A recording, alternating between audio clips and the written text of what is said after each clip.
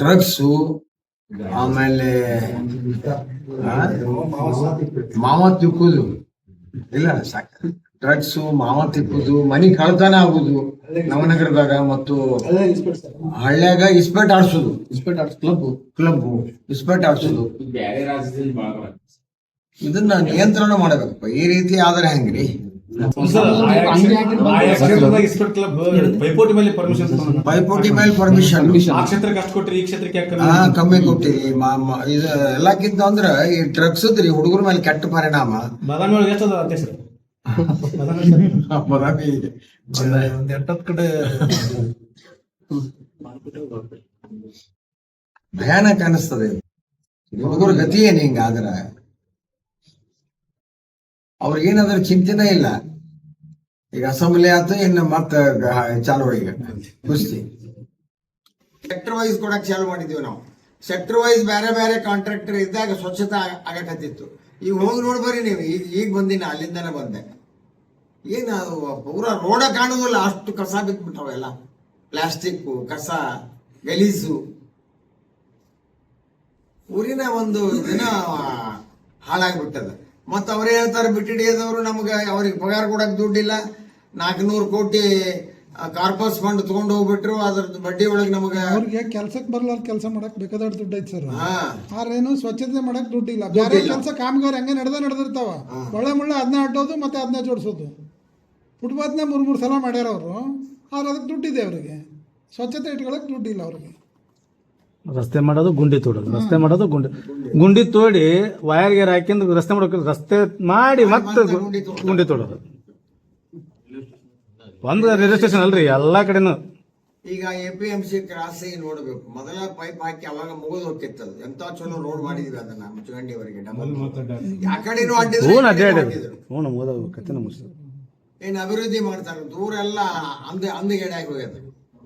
ಈಗ residential purpose ರೆಸಿಡೆನ್ಸಿನೇ ಮಾಡ್ಬೇಕನ್ನೋ ಒಂದಿದೆ. ಆದ್ರೆ ಅದನ್ನ ಖರೀದಿ ಮಾಡ್ಕೊಂಡು ಮಸೀದಿ ಕಟ್ಸುವಂತ ವಿಚಾರಕ್ಕೆ ಏನಾದ್ರು ದೊಡ್ಡ ಮಟ್ಟದ ಇದರಲ್ಲಿ ಫಂಡಿಂಗ್ ಆಗುವಂತದ್ದು ಏನಾದ್ರು ಆಗ್ತದೆ ಇರ್ಬೋದು. ಆಮೇಲೆ ಮಾಡ್ತಾರ. ಮತ್ತೆ ಅವ್ ಫಂಡಿಂಗ್ ಆಗತ್ತ ಅಂತೇಳಿ ಇವ್ರು ಜಾಗ ತಗೊಂತಾರ. ಏನ್ ಅವ್ರೆಲ್ಲ ಅಲ್ಲಿ ಹೊಳಿ ದಂಡಿಗೆ 4 ಸೈಟ್ ತಗೊಂಡ್ಬಿಟ್ಟಾರ.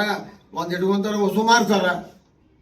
ಇದ್ರಲ್ಲ ಅಧಿಕಾರಿಗಳು ಯಾರ್ಯಾರು ಇದ್ರು ಅನ್ನೋದೆಲ್ಲ ಗೊತ್ತದಲ್ಲ ನಿಮ್ಗೆ. ಇದೇ ರೀತಿ ಆದ್ರ ಇದೇನು ಅಧಿಕಾರ ಬಹಳ ದಿನ ಶಾಶ್ವತ ಯಾರಿಗಾದ್ರೂ ಇರ್ತದಂತ ತಿಳ್ಕೋಬಾರ್ದು. ಮುಂದಿನ ದಿನಮಾನದಲ್ಲಿ ಇದರ ಒಂದು ದೊಡ್ಡ ದುರಂತ ಅಂತ ನಾನಂತೂ ಭಾವಿಸ್ತೀನಿ.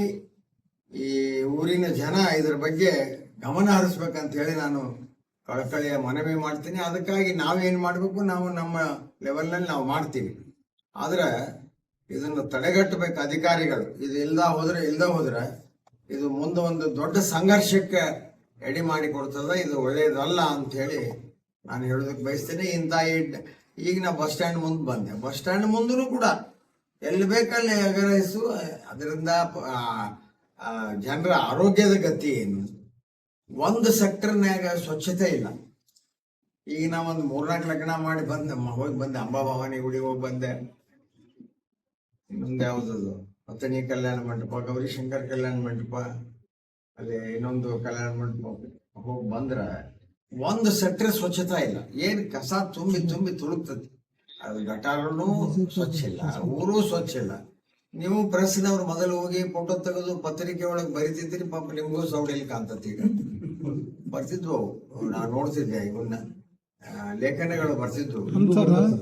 ಅವು ಫುಟ್ಪಾತ್ ಇದ್ವು. ಫುಟ್ಪಾತ್ ತೆಗೆದು ಈಗ ಅವ್ರಿಗೆ ಅಂಗಡಿ ಇಡಕ್ ಅನುಕೂಲ ಮಾಡಿಕೊಟ್ಟವ್ರು ಯಾರು? ಫುಟ್ಪಾತ್ ಅಂಗಡಿ ಯಾಕೆ ಅಲ್ಲಿ ಮಾಡಿದೀವಿ ಅಂತಂದ್ರ, ಇದನ್ನ ಮಾಡಬಾರ್ದು. ರಸ್ತೆಗಳನ್ನ ಒತ್ತುವರಿ ಮಾಡ್ತಾರ. ಅವುಗಳನ್ನ ಗಾಡಿ ನಿಲ್ಸಾಕ ಅನುಕೂಲ ಆಗ್ಲಿ, ಒಂದು ಪಾರ್ಕಿಂಗ್ ಅನುಕೂಲ ಆಗ್ಲಿ ಅಂತ ಮಾಡಿದೀವಿ ನಾವು. ಆ ಫುಟ್ಪಾತ್ ಇನ್ನೂ ಎಲ್ಲ ಕಡೆ ತೆಗೆದಿಲ್ಲ, ಇಲ್ಲ. ಕೆಲವು ಕಡೆ ನಾವು ಎಕ್ಸ್ಪೆರಿಮೆಂಟ್ ಮಾಡಿದೀವಿ ಅದನ್ನ. ಫುಟ್ಪಾತ್ ಅಂದ್ರೆ ಫುಟ್ಪಾತ್ ಉಳಿಲೇ ಇಲ್ಲವು. ಏನಾಗುತ್ತೆ, ಗಾಡಿ ಹಚ್ಚಾಕೂ ಬರಂಗಿಲ್ಲ, ನಮ್ಮ 2 ವೀಲರು ಹಚ್ಚಾಕೂ ಬರಂಗಿಲ್ಲ. ರಸ್ತೆದೊಳಗೆ ಹಚ್ಚುದು, ರಸ್ತೆ ಸಣ್ಣದಾಗಿ ಬಿಡಕ್ ಹಚ್ಚಿದು. ಅದರ ಸಲುವಾಗಿ ಕೆಲವು ಎಕ್ಸ್ಪೆರಿಮೆಂಟ್ ಮಾಡಿದೀವಿ ನಾವು. ಮಾಡಿ ಅಲ್ಲೇ ಗಾಡಿ 2 ವೀಲರು ಪಾರ್ಕಿಂಗು ಅದು ಇದು ಅನುಕೂಲ ಆಗ್ಯದ. ಎಲ್ಲಿ ಫುಟ್ಪಾತ್ ಅದಾವು, ಆ ಫುಟ್ಪಾತ್ ಯಾರು ಒಬ್ರು ಇವತ್ತು ಅಡ್ಡಾಡುವಂತ ಸ್ಥಿತಿ ಇಲ್ಲ. ನೀವು ಸ್ವಲ್ಪ ಸೆಕ್ಟರ್ ವೈಸ್ ಕಲ್ಯಾಣ ಮಂಟಪದ ಮುಂದೆ ಯಾವ್ದು ಫುಟ್ಪಾತ್ ಇಲ್ಲ ಸರ್ ಆ ರೋಡ್ನಾಗ ಅಲ್ಲಿ ಅಲ್ಲಿ ಎಲ್ಲಾ ಕಡೆ ಗಾಡಿ ಬಂದಾವ ಈಗ. ಇಲ್ಲ ಅವೆಲ್ಲ ತೆಗಿತಾರೆ, Continuous ತೆಗಿಬೇಕು ಗಾಡಿ ಅವ್ನು ತೆಗಿಬೇಕಂತ ನಾವ್ ಈಗ ಒತ್ತಾಯ ಮಾಡಕತ್ತೀವಿ. ಬಿಟಿಡಿಯದೊಳಗ ಯಾವ್ದು ಕನ್ವರ್ಷನ್, ಈ ಮನಿ ಕೊಟ್ಟಿವಿ ಇಲ್ಲ ಮನಿನ ಆಗ್ಬೇಕು, ಅದು ಕನ್ವರ್ಷನ್ ಆಗ್ಬಾರ್ದು. ಆ ಮನಿ ಒಯ್ದು ಮಸೂತಿ ಕಟ್ಟುವುದು ಈ ರೀತಿ ಆದ್ರೆ ಹೆಂಗ್ರಿ? ಊರಿನ ಗತಿ ಏನ್ ನಾಳೆ ವಿಶಾಲವಾದ ಜಾಗ ಐತಿ ಅಂತೇಳಿ ಏನ್ ಬೇಕಾದನ್ನ ಮಾಡ್ಕೊಂತ ಹೊಂಟ್ರ ಹೆಂಗ್ ನಡೀತದ? ಮತ್ತೆ ಇದು ಮುಂದಿನ ದಿನಮಾನದಲ್ಲಿ ದೊಡ್ಡ ಸಂಘರ್ಷಕ್ಕ ಕಾರಣ ಆಗಬಹುದು ಅನ್ನುವಂತ ಒಂದು ಎಚ್ಚರಿಕೆಯನ್ನು ನಾನು ಕೊಡ್ತೀನಿ. ಅಧಿಕಾರಿಗಳು ಈಗಲೇ ಸೂಕ್ತ ಕ್ರಮ ತಗೋಬೇಕು, ಇದರ ಬಗ್ಗೆ ಎಚ್ಚರ ವಹಿಸಬೇಕು ಅಂತ ಹೇಳಿ ನಾನು ಮನವಿ ಮಾಡ್ತೀನಿ.